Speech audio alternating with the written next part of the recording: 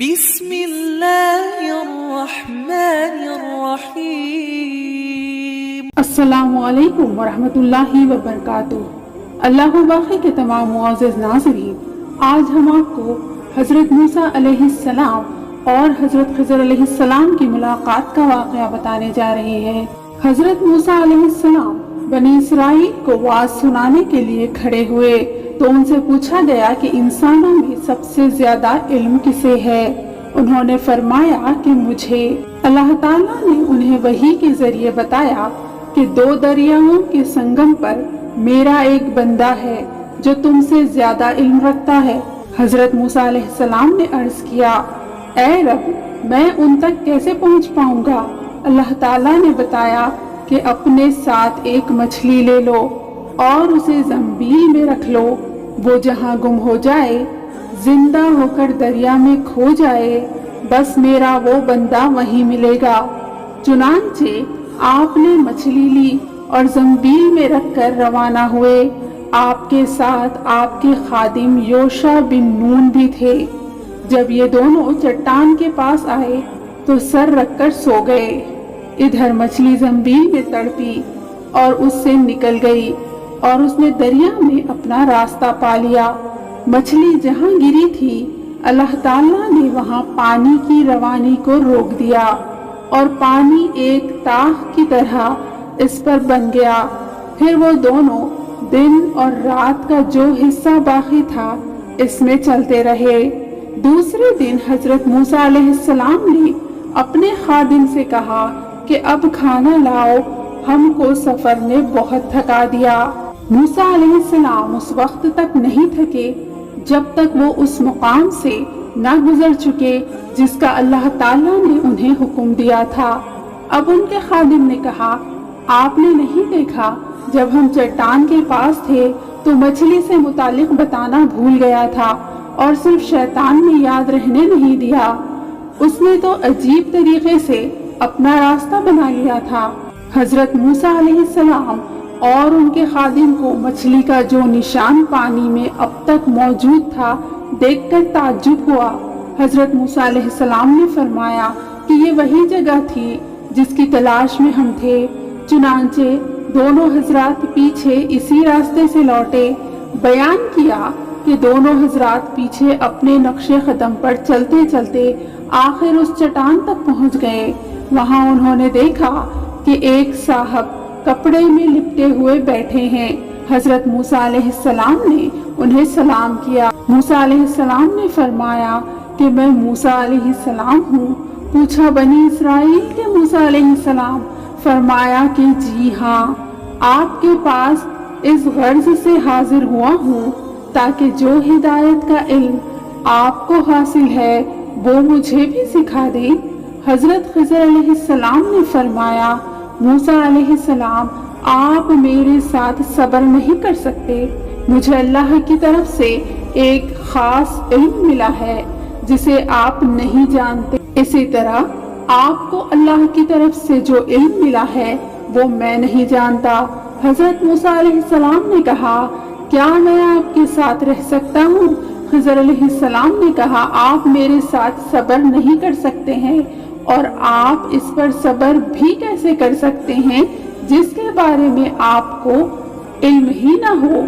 حضرت موسیٰ علیہ السلام نے فرمایا، انشاءاللہ آپ مجھے صابر پائیں گے اور میں کسی معاملے میں آپ کے خلاف نہیں کروں گا۔ حضرت خضر علیہ السلام نے فرمایا، اچھا، اگر آپ میرے ساتھ چلتے ہیں تو کسی چیز کے متعلق سوال نہ کریں یہاں تک کہ میں خود آپ کو اس کے متعلق بتا دوں گا۔ اب یہ دونوں سمندر کے کنارے کنارے روانہ ہوئے۔ اتنے میں ایک کشتی گزری۔ انہوں نے کشتی والوں سے بات کی کہ انہیں بھی اس کشتی پر سوار کر لیں۔ کشتی والوں نے حضرت خضر علیہ السلام کو پہچان لیا اور کرایہ لیے بغیر ان کو سوار کر لیا۔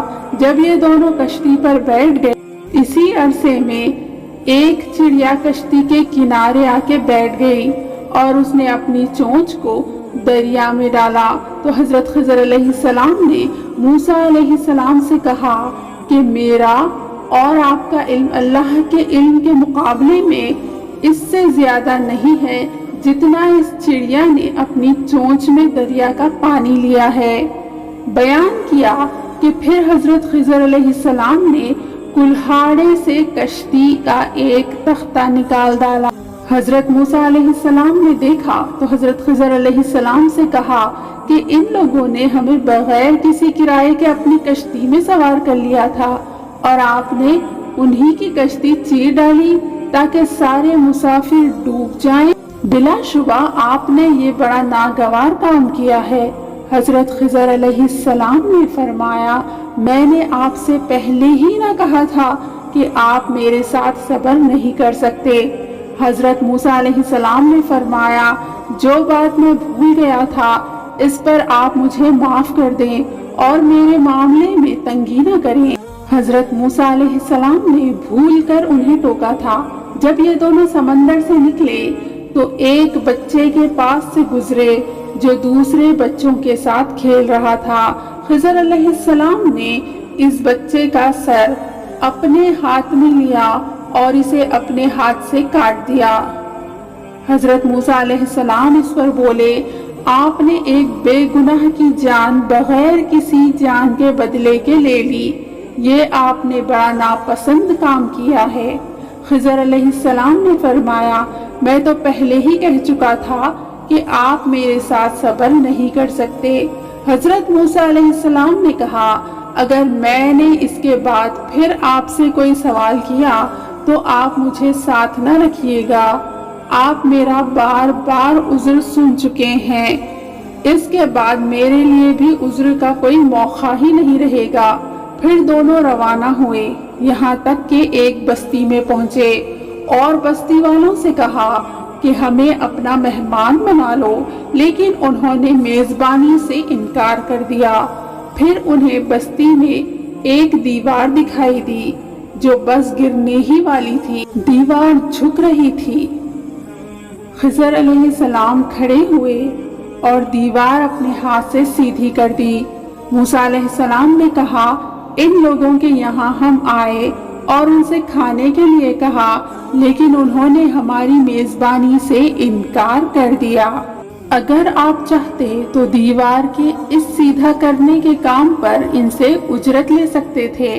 حضرت خضر علیہ السلام نے فرمایا، بس اب میرے اور آپ کے درمیان جدائی ہے، میں اب آپ کو ان کاموں کی وجہ بتاؤں گا جن پر آپ صبر نہیں کر سکے تھے۔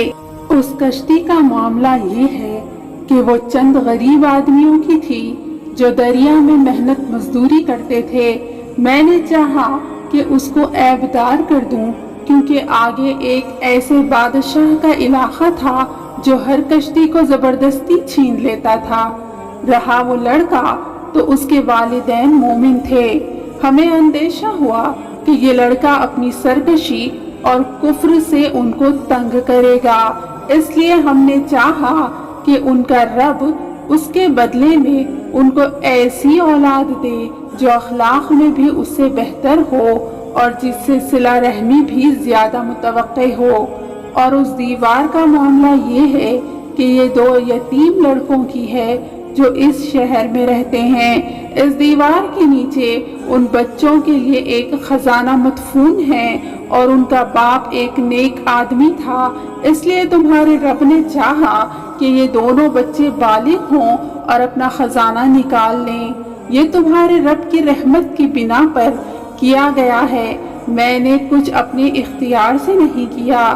یہ ہے حقیقت ان باتوں کی جن پر تم صبر نہ کر سکے تھے۔ ناظرین، ویڈیو پسند آئی ہو تو لائک کریں اور اپنے دوستوں اور رشتہ داروں کے ساتھ شیئر کریں۔ اللہ پاک آپ کا، ہمارا، ہم سب کا حامی و ناصر ہو، آمین۔